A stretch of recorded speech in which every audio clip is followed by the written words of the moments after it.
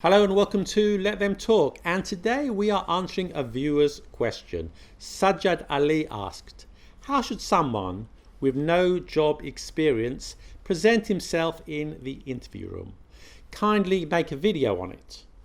Good question. Now, I've already made a couple of videos on interview technique, and I've noticed that this question, or this type of question, coming up time and time again in the comment section. So if you're a recent graduate or you have some qualifications but you have no or little experience, how do you approach the interview? And this is what we're going to look at today. And if English is not your first language, we'll look at how you can tackle it from that angle too. And by the way, before we get started, let me tell you that although I'm happy to answer this question, bear in mind, I'm not a professional careers advisor. My background is in running small businesses. And before that, I worked in companies in a number of positions. And early in my career, I had a lot of interviews as a candidate, And when I started, I was very bad, believe me. But fortunately, I've learnt a lot since then. Anyway, my perspective might be a little different from a careers advisor. So with that in mind, stay tuned.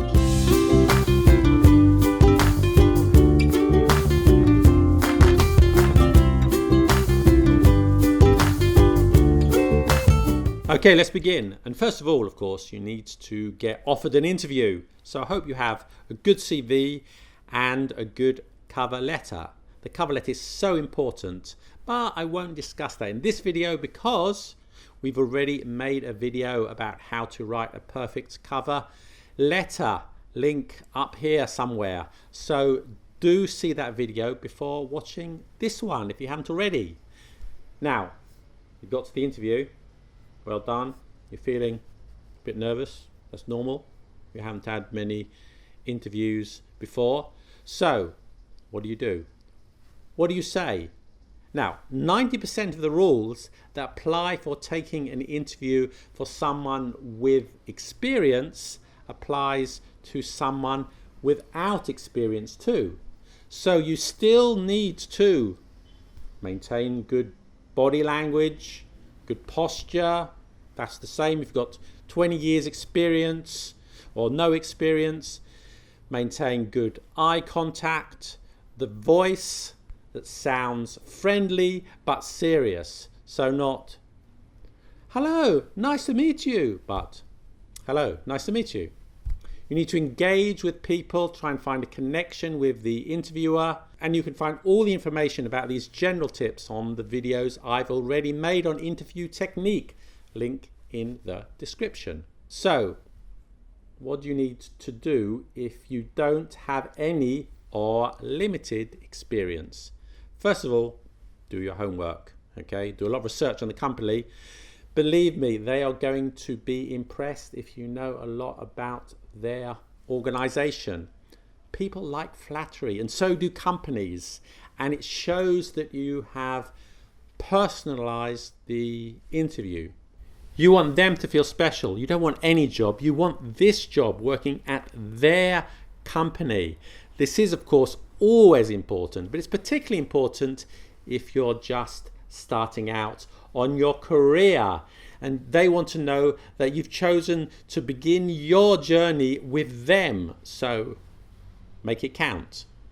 Now, I want to say something about if English is not your first language. Now, bear in mind what I've said before. It's not about grammar. It's about communication. Some native speakers are good communicators, some are bad communicators. Some people who speak English as a second language are good communicators or bad communicators. It's not about the grammar. That plays a very small and insignificant role, and your interviewer is not going to be a grammar teacher. So have confidence and communicate as well as you can. So some important points to bear in mind if you haven't had many interviews before. It takes time to become good. It takes time to become good. So perhaps there are a few freaks out there who are great even at their first ever interview. But for most people, for normal people, you will get better with experience. Look, for example, at anybody, myself included, who's made a YouTube channel and has more than 100 videos. Compare their first videos against the recent ones, and you'll see that the improvement is astonishing. I know my first video attempts are unbelievably bad, and I'm not being modest here. But with interviews or any other complex task, you will need time to master it. And mastering an interview is a complex task. So even if you fail at the interview, you could either start crying and go back to bed for a week and grow a beard if you're a guy, or you can think, oh, never mind, I didn't get this job, but I've got some interview practice, I have improved my skills, and next time I'll do better. And after taking lots of interviews, you will become good. I promise you that. As long as after each failed interview, you sit down and you go through how you could have done better. So take as many interviews as you can and you will become good. Secondly, let's face some facts. If you have never had a job before, you are not going to get the position that requires, 5 years project management experience or senior legal advisor. However, many interesting positions, and I'm not talking about sweeping the streets or selling burgers, many interesting positions are open to recent graduates or those who have some qualifications but little or no experience. So, what do you talk about? You need to emphasize your intelligence, your creativity, your ambition, your clarity of mind, and your versatility. Put yourself in the head of the interviewers. If they're interviewing for a job that requires a lot of technical ability, they want to know that you have that skill. However, if they're interviewing for a junior position, they will care much less about your experience. They want to know that you are flexible, that you're confident, that you're friendly, they've got to work with you every day. They want to know that you can interact with people in a relaxed and positive way, that you are creative. The level of creativity might depend on the job, of course.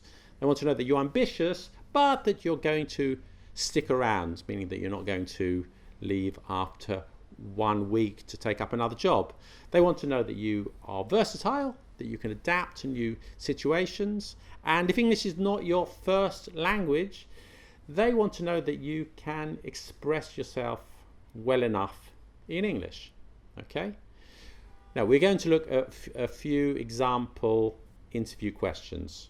Of course, what you precisely say depends on the job, but these are the things that you need to stress at an interview. Okay, so can you demonstrate, well, firstly, your interest in the job? Can you? Well, I hope so. Tell them that, okay? Tell them that. Tell them, but remember your answers should always say what you can do for them and not what they can do for you. If they ask you, why do you want to work here? Don't say, I'm interested in this job because I can get some useful experience. Do say, this is an interesting position and I'd love the opportunity to work with you and contribute to your team. Something like that. So it's about them, it's not about you, and your answers should always reflect that. Can you demonstrate that you like working as part of a team? Can you show your commitment? What can you contribute? Can you show your creativity? If you don't have any work experience, can you still demonstrate that you still have the skills and you still have talent? So let me give you an example. Say in the interview they ask you, what are your strengths? A typical interview question. In your answer you could say, I have a cooking channel on YouTube and I put up vegetarian recipes. And in order to do this, you really need to be a good communicator, you have to be a good planner, you have to be creative, constantly thinking of new ideas. You need to be able to manage a project and see it through from the beginning to the end. So I would say that these are some of my strengths. By the way, if you are not working at the moment, you should be constantly looking at ways that you can improve your skills, and this will help you down the line. Maybe not today, maybe not tomorrow, but soon and for the rest of your life. Now, remember, the way you express all this is even more important than what you say. So say, for example, they ask you, why do you want to work here?